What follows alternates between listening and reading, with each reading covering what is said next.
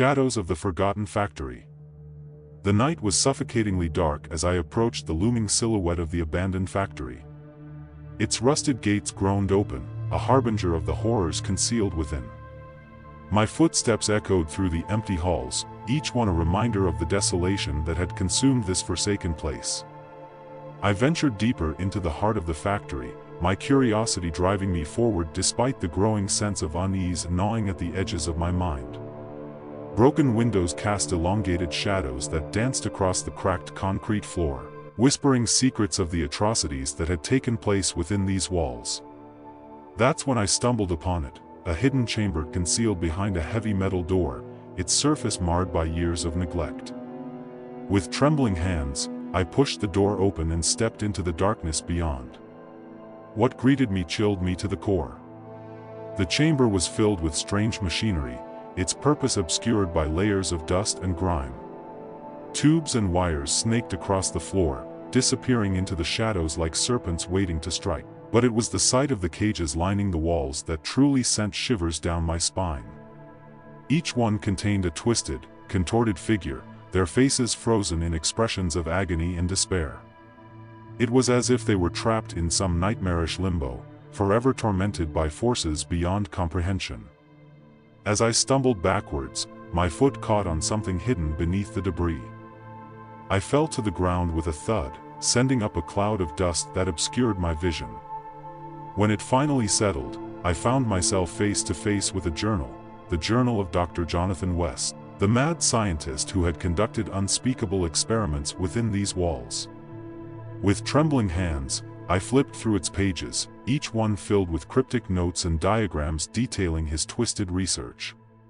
It spoke of genetic manipulation, of dark rituals performed in the dead of night, of sacrifices made in the name of science. And as I read on, a terrible realization dawned upon me: I was not alone in this forsaken place.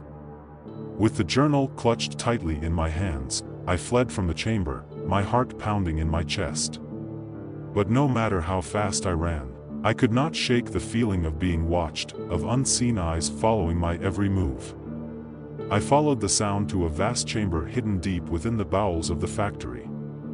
The walls were adorned with grotesque symbols, illuminated by flickering torchlight that cast long, twisted shadows across the stone floor. In the center of the room stood a figure clad in dark robes, surrounded by a circle of hooded acolytes. As I watched in horror, the figure raised its hands to the sky, uttering words in a language long forgotten by mortal tongues. The air grew thick with the stench of blood and sulfur, as if the very fabric of reality were being torn asunder. And then, with a deafening roar, something emerged from the shadows, something neither human nor beast, its form twisting and writhing with unnatural grace. It was a creature born of madness and despair, a living abomination forged in the crucible of forbidden knowledge. As the cultists fell to their knees in worship, I knew that I had stumbled upon something far more sinister than I could have ever imagined. For in that moment, I realized that the experiments conducted within these walls had not been abandoned, they had only just begun. With a newfound sense of determination, I knew that I had to escape from this accursed place before it was too late. But as I turned to leave, I found my path blocked by a wall of shadowy figures, their eyes gleaming with unholy fervor.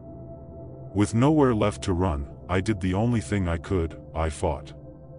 I fought with every ounce of strength and desperation, striking out against my assailants with fists fueled by fear and rage. And as the first cultist fell beneath my blows, I knew that I had a chance, however slim, of surviving this nightmare. But the odds were stacked against me, as more and more of the robed figures emerged from the darkness, their numbers seemingly endless. It was only through sheer luck and determination that I managed to break free, darting through the crumbling doors of the factory, greeted by the light of the setting sun. As I stumbled into the safety of the outside world, I knew that the horrors I had witnessed would haunt me for the rest of my days. For within the shadows of the forgotten factory, something unspeakable lurked, something ancient and malevolent, biding its time until the stars were right and the world ripe for its return. And though I may have escaped with my life, I knew that the nightmare was far from over.